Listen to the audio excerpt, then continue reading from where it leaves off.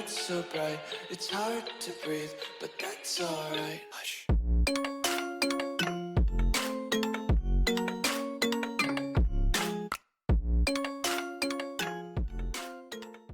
Hey everybody, this is Captain Mayday with another No Sky Unexplored episode.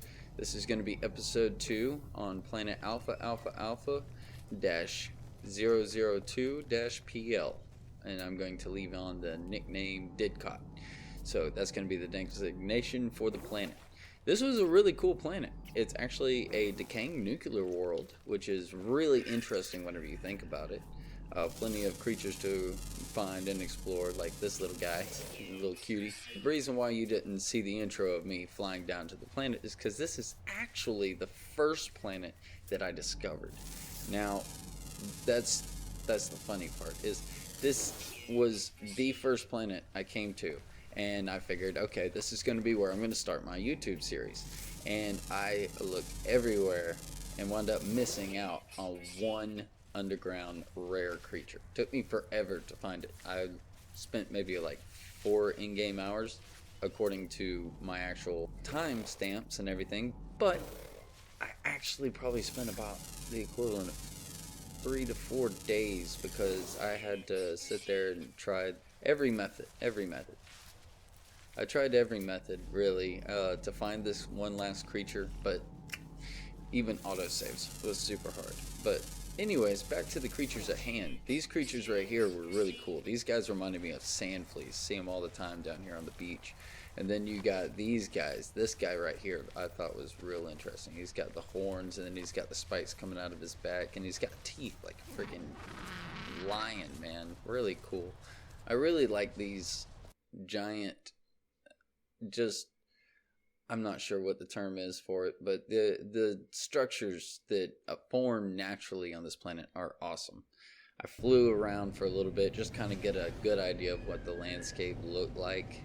Now, keep in mind this is all footage I recorded before I recorded my first video, so I don't have quite as much of the panoramic views, but I do feel like I have a little bit more of the panoramic views than I did in my actual first published video.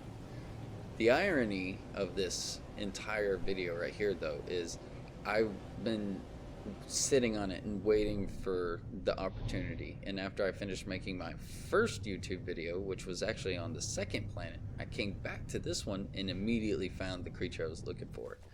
This was one of the first caves that I had stumbled upon, and I really got lucky because whenever I was looking in here, I found the other rare underground creature, so I pretty much found him on the first try. The second one, however, wound up being super hard to find. See, these are the ones that I found on the first try. It was pretty weird. They look like stones with tentacles coming out of the bottom and giant like eyes that stick out in front of them like horns. I'm thinking they're some kind of like slug type creature, really. I mean, just the way they move around, they don't even move their tentacles to walk around, so they just kind of scoot. The babies are pretty cute though. I like the babies. I always like looking at the baby animals. They're always so adorable, especially whenever it's a small creature. Now, looking around, trying to find something else. Don't really see much. Yeah, see, I just had an uncommon flying and a rare underground left to find. Shouldn't be too terribly hard.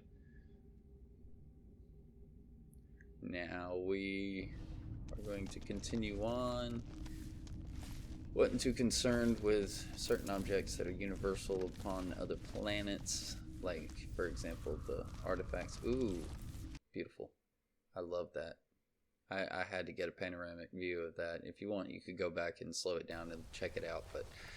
But that was a really cool cave system I found. It was relatively difficult, though, I'd have to say, to be able to look for this last one. And like I said, I got frustrated. Now, this was after I left that big cave that I just showed the panoramic view for. I was just kind of walking around. I looked up on YouTube and I'd seen where several people had given the advice, just walk and you will discover the things that you're missing. It's pretty much everything spawns in a certain distance from you, so everything's right there. You just got to look for it. And the problem with underground creatures is you can't exactly find caves. But I had a theory, but I didn't develop it at this point in my searching for the creatures. I'm still looking for the flying at this point.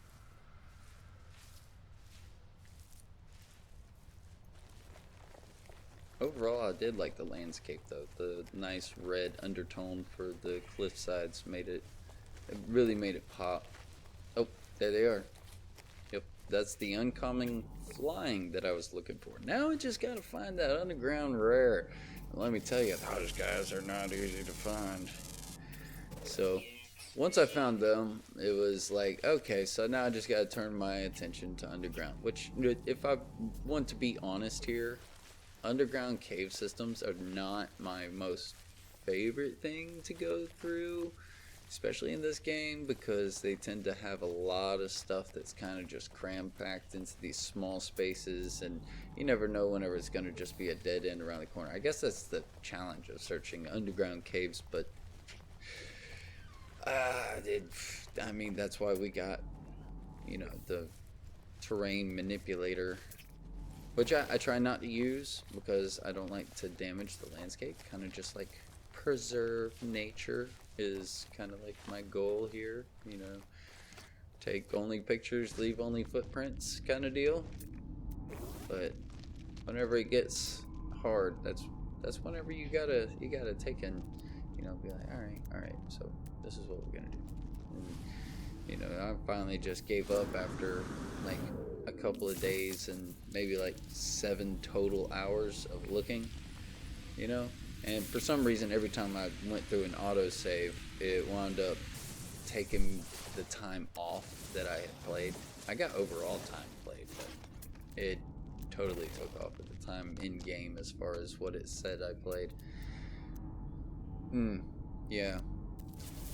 These caves, this is actually not all one cave. I just kind of went through a compilation where it's just kind of flashing through a lot of the more interesting cave systems I found. There was some of them that they were rather interesting, but at the same time it was like there's nothing here. And the rare that I had already found, I probably only found maybe 2-3 more times after. And oh, this is it. I had just left the first planet, and I was just coming back to this planet to clear some markers because I was looking for waypoints on Alpha-001-PL, and I couldn't find any, so I figured I'd go ahead and clear all the markers before I made my next video. And I landed at the marker, and there's a cave system right here that's completely exposed. It's just the cave floor and like a little bit of the wall, but here's this cave dweller that's dwelling out here in the open.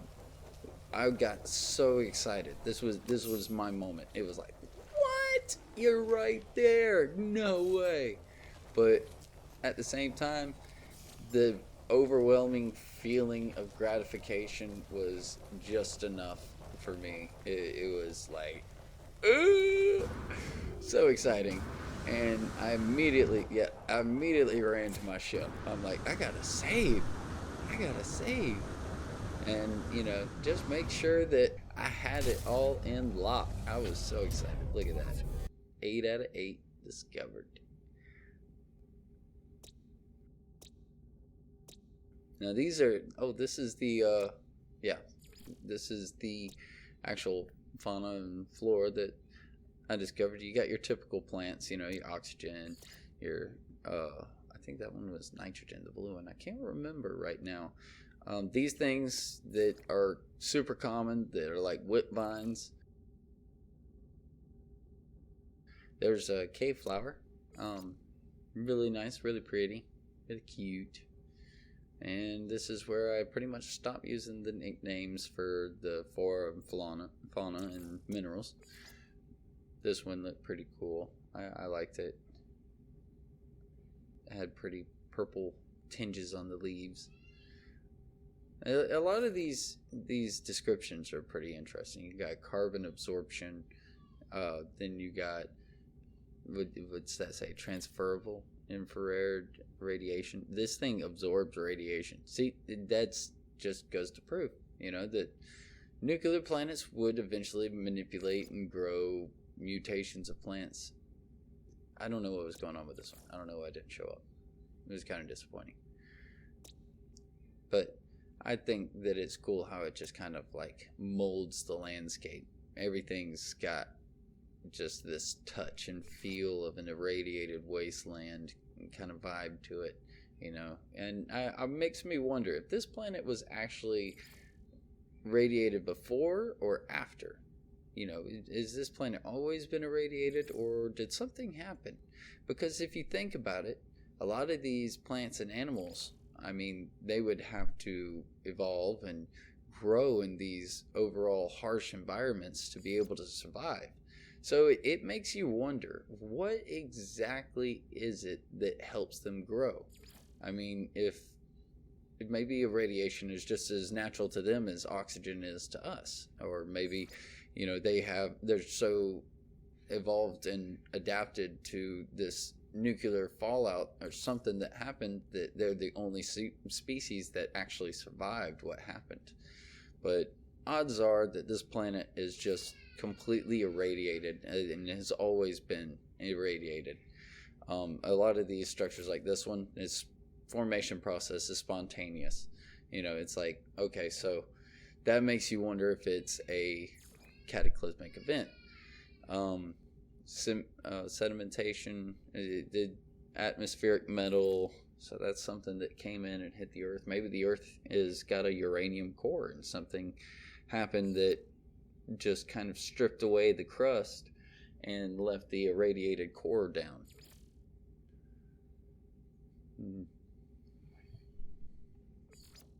This one right here is metal vapor, which makes you wonder, you know, how metal vapor is able to form a giant boulder.